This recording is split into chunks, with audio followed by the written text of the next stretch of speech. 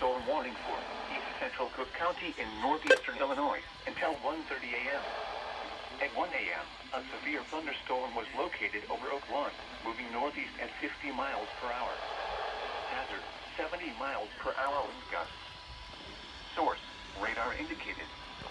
Impact, expect considerable tree damage. Damage is likely to mobile homes, roofs, and outbuildings.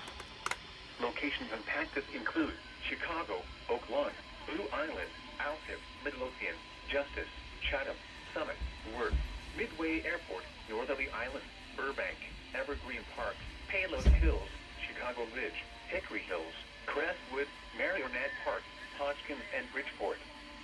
For your protection, move to an interior room on the lowest floor of a building.